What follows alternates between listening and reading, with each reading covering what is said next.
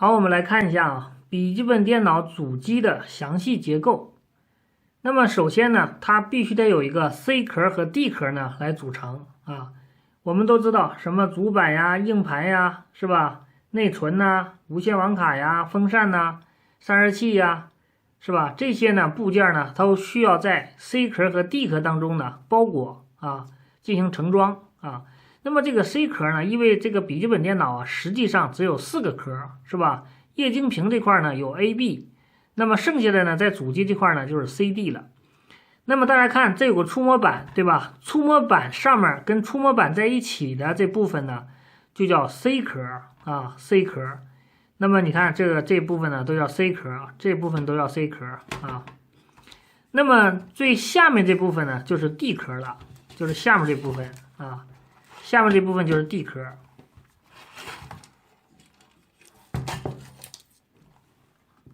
那么这就是 D 壳啊，就是放在桌子上的这部分就称为 D 壳啊。那么它的这个 CD 壳呢，就是这么划分的啊，非常的简单。这个呢就是 D 壳。好，我们把它翻过来呢，就是这样的，是吧？这就是 D 壳啊，这个呢就是 D 壳。那么这个呢就是 C 壳了啊，这个呢就是 C 壳啊，这就是 CD。好 ，C 壳、D 壳。我们来看一下这个开机面板啊。现在的机器呢，基本都没有什么开机面板了啊，它呢都会和 C 壳呢融在了一块儿。那么你看我面前呢，这是一款老机器啊，是6910的啊，6910的早期的双核机器。这款机器呢，你看我们把键盘把它取下来放一边之后，大家会看到呢，它有个单独的这么一个小面板啊。那么现在的机器呢都没有这种情况了。那这个呢就是开机面板，看见了吗？这是开机按钮，是吧？这是开机按钮。那么这个呢是那个开机按钮的这部分的一个排线啊。然后呢，它呢又被称作是功能板啊，功能板，因为上面呢有这个管声音的啊，这个是关闭呀、声音大呀、声音小啊，都是手触控的啊。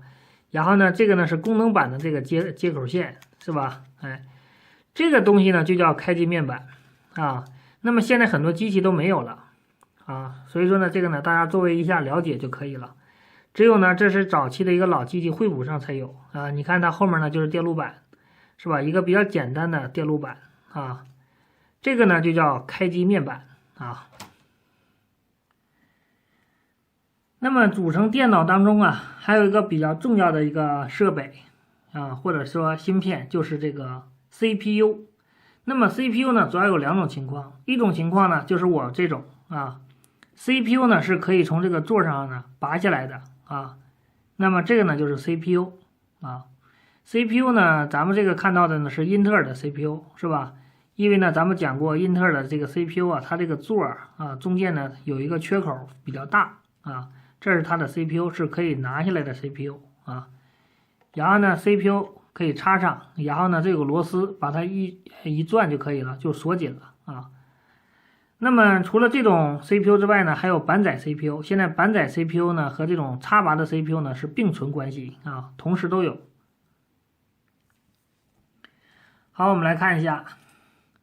那么这个呢就是 CPU 这个 CPU 呢都是焊在主板上的那么这个呢也是 CPU， 它也是焊在主板上的，看这都是 CPU 那么这种 CPU 呢都是板载 CPU 了是拿不下来的，需要呢通过呢专业的这个 BGA 呢焊接机呢才能把它取下来。这个呢就是 CPU 这个呢是桥那么这个呢也是，这个呢是显卡，这个呢是 CPU 那么这个 CPU 呢现在都是板载的了。现在板载的呢 CPU 呢越来越多了所以说呢维修难度呢也会不断的增加这是板载 CPU 现在 CPU 都比较薄，所以说呢 CPU 这么2种情况，既可以插拔的一种，还有一种呢就是直接焊在板子上的一种。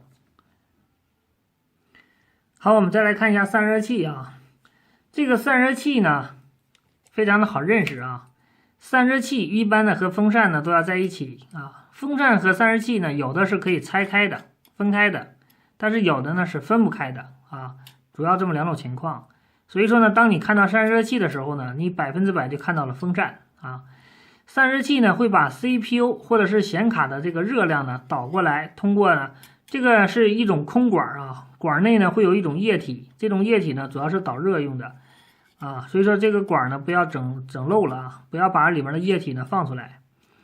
所以说呢，这样的话把热量就导到了这个接口这个位置啊，端口这个位置，然后呢风扇旋转之后呢，再把这个热量呢排除掉啊，所以说呢热量是先通过这个散热器呢往外散热，然后呢风扇再把散热器上的热量呢再散掉啊，它是一种间接性的散热方法啊。那么这个呢就是散热器啊，这是散热器啊。然后呢风扇它呢是工作的时候呢是需要通电的啊。大家看，这就是散热器啊，这就是散热器啊，是吧？这个呢就是风扇。散热器呢，这个地方一般都是铜啊，铜的比较多，是吧？这个就是散热器的分口啊，这是分口啊，分口呢就在这个位置。这是散热器和风扇。这个呢也是一个散热器，这是另一款机器上的啊，这是另一款机器上的散热器。那么你发现了吗？它有两个，一个呢是给 CPU 的散热的，一个呢是给显卡散热的啊。所以说呢，一般都会有两个，有的呢是显卡呢和 CPU 呢都在一起，所以说呢它就会有两个都在一面啊。那么刚才这个呢是因为为什么有一个呢？因为它是这个极显啊，它没有独立显卡，所以说呢它就需要一个。这个呢是独显啊，显卡呢和 CPU 有两个。所以说呢，它就需要两个，看见吗？一个是 CPU 的，一个呢是显卡的啊。然后呢，把热量呢就导到这么一个口上啊。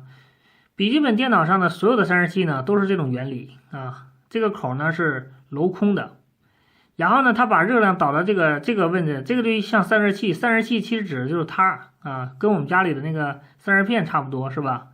然后呢，它呢就会产生热量，对不对？然后呢，这里呢会很热。这个时候呢怎么办呢？我们再拿了一个风扇，看见了吗？这是一个风扇，它俩是可以独立拆开的啊，这就是个风扇。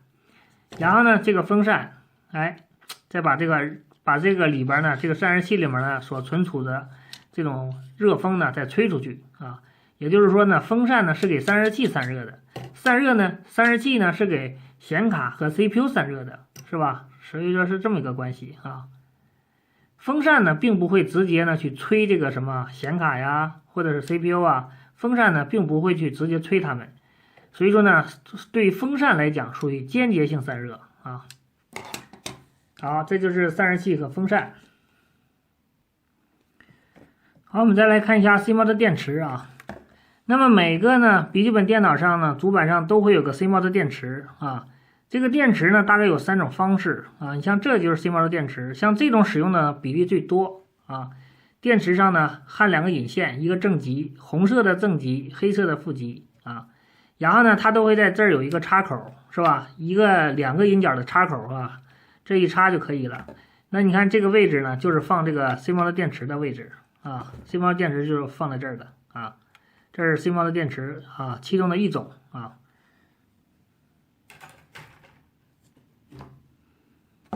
那么这个呢就是第2种了，这种呢是什么样子呢？是因为呢它有一个 CMOS 电池的一个座啊，然后呢它采用的是这样的电池，这种电池呢大家都不陌生，是吧？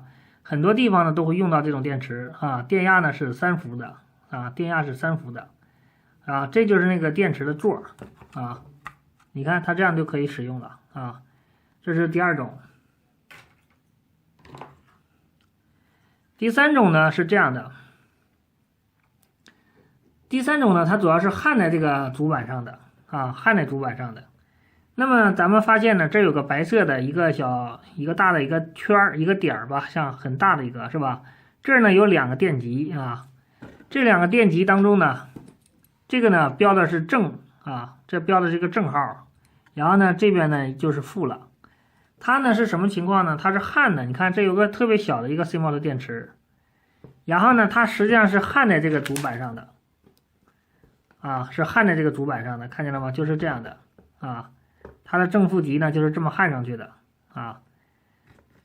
那么我们有的时候呢，为了保存主板，为了安全呢，我们一般会把这个电池呢，取下来，啊，用的时候呢再把它焊上去，啊，因为呢它毕竟是有3伏电压的，啊，所以说呢我们一般都把它取下来，它就是焊在这儿的，啊，就这样的，就放在这儿的，啊。那么 CMOS 的电池呢，就主要这么3种情况。好，我们再来看一下内存啊。内存呢，大家应该都不陌生是吧？在笔记本电脑上呢，都会有个内存的插槽啊，一般有2个啊。那么你看，这就是内存条啊，内存条是可以插拔的啊，内存条是吧？一般呢，咱们都有2个。这个内存条呢，只要是咱们它分为1代、2代、3代、4代，现在呢主流的是4代。只要是这个代数呢相符的话，可以随便的更换啊。那么有时候呢，我们可以给呢这个内存扩容啊，就是这个意思。这是内存条啊。那么除了这种情况呢，还有一种情况呢，就是这个内存条啊，它是等于呢焊在了这个主板上啊，我们管它称作呢叫板载内存。这种情况呢现在也有啊，但是呢还不是主流啊。但是未来会不会是主流呢？不好说啊。你像苹果似的，苹果呢，它不光是硬盘呐、内存呐，它都会集成到主板上啊，越来越小巧化啊。但是大多数的机器呢，目前呢，这个内存条还是需要呢进行插拔的。要需要插拔的话呢，这有个内存插槽是吧？哎，好，我们来看一下这个板载内存。好，我们看呢，这有一块小的主板啊，这块小的主板呢，你看这个呢就是板载内存啊。也就是说呢，把内存条上的颗粒1、2、3、4，这不内存条嘛？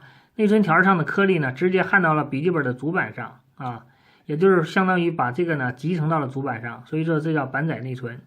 这边呢有4个啊，然后呢我们翻过来，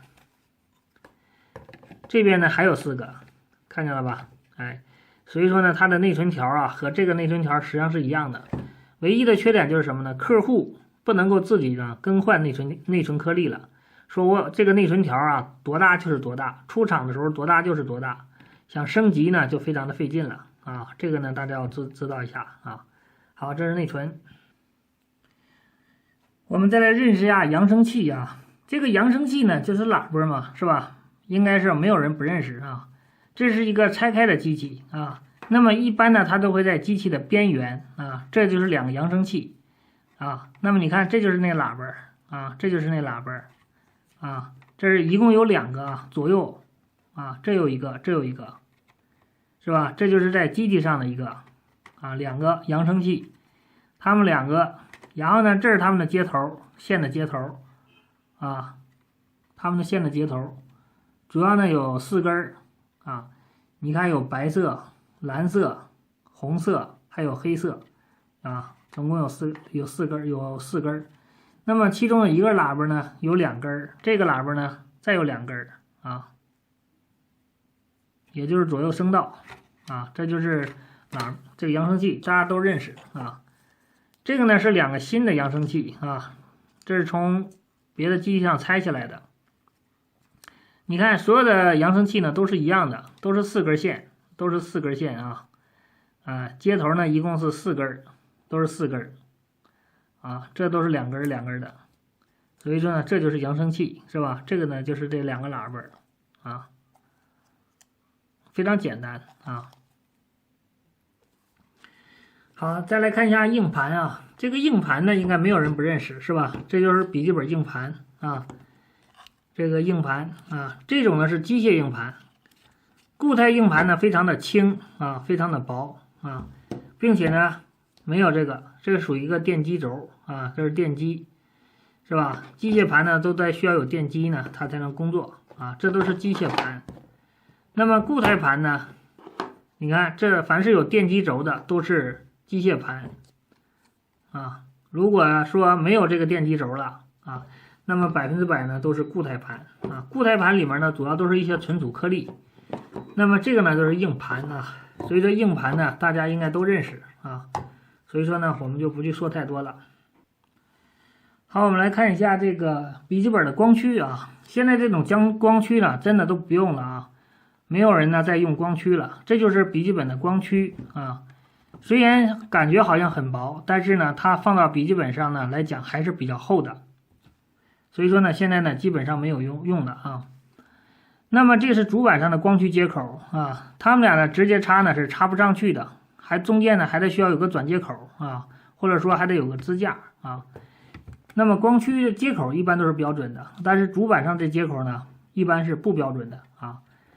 那么这种光驱啊，大家看一看也很大，是吧？因为光驱嘛，它涉及到一个光盘，对吧？它不可能变得很小啊，所以说呢，这个光驱呢，现在的机器呢全都淘汰了啊，不再使用了。这个呢，大家了解一下就行。光驱没有人不认识啊。下一个是键盘啊，键盘呢大家都认识了，是吧？笔记本键盘呢就是比较薄一点啊，就是比较薄。那么我这款键盘呢，它里面是带背光的啊，是带背光的。那么你看呢，这是有背光的这种开关啊，还有这种亮度啊，它是调这个背光的啊。那么它这儿呢有2个排线，这个键盘一般都有1个嘛，对吧？其中一个呢是键盘本身的排线，还有一个呢就是我这里的指点鼠标和这个背光电路的这个线路啊。那么这个红色的呢就叫指点鼠标，是吧？这个大家都认识啊，这就是键盘。触摸板呢大家都知道，是吧？没有人不认识触摸板的。在键盘的下面就是触摸板啊，我们把这两个位置呢称作掌托，是吧？打键盘的时候呢掌托，然后呢用手来摁，这个呢就是触摸板啊。触摸板上可以当鼠标，是吧？来当鼠标来使用。好，这就是触摸板啊。好，我们再来看一下剩下的呢就是无线网卡、蓝牙模块还有主板了，对吧？那么这些部件呢组成了这个笔记本电脑的主机啊，我们呢把它呢进行了拆解，这样的话呢一个个呢给大家看，是吧？非常的简单啊，没有那么复杂。那么首先呢我手里拿的呢这个就是主板了，对不对？这就是一块主板啊。那么在主板上呢这个地方插着一个什么呢？一个无线网卡啊，它使用的呢是什么呀？ M.2 的接口，也就是说这个机器呢是属于5代的单 U 系列啊。那么现在这个无线网卡呀非常的小，看见了吗？这就是无线网卡。还有呢蓝牙模块和无线网卡呢一般都坐在一起了啊，也就是说都在这里面一般都坐在一块了，是吧？啊，所以说呢这个蓝牙模块啊现在用的呢也挺多的。蓝牙呢可以和手机直接对接，是吧？也比较方便啊。传输速度呢现在也比较快，现在蓝牙呢一般都用到了 5.0 以上了，是吧？所以说呢蓝牙和无线网卡呢都坐在这一起了啊。这个呢就是 M.2 接口啊，它呢就是可以插这个无线网卡的啊，可以插到无线网卡的。无线网卡。那么无线网卡呢这儿必须要带2个小天线，这2个头呢是接天线的地方，是吧？这2个小点是接这个无线天线的啊，无线天线的。那么天线呢主要是在哪里啊？在液晶屏那里边，是吧？这就是蓝牙模块和无线网卡的一个集成体啊。然后呢这个呢就是主板了啊，这就是主板啊。那么我这个主板呢是5代的单 U 嘛，所以说这个板子上面没有什么特别大的芯片，只有呢你看这边呢有4个 BJ 封装的什么呀？这个显存啊，这个呢是 EC 芯片啊。然后呢这边呢这是内存了，这是显卡了，这边又是显存啊，这个是 CPU 啊。好，那么笔记本电脑主机的详细结构呢就这么多，组成部件是吧？非常的少啊，也非常的大家也都认识，是吧？基本都是认识的啊。好，这个呢内容我们就讲到这里。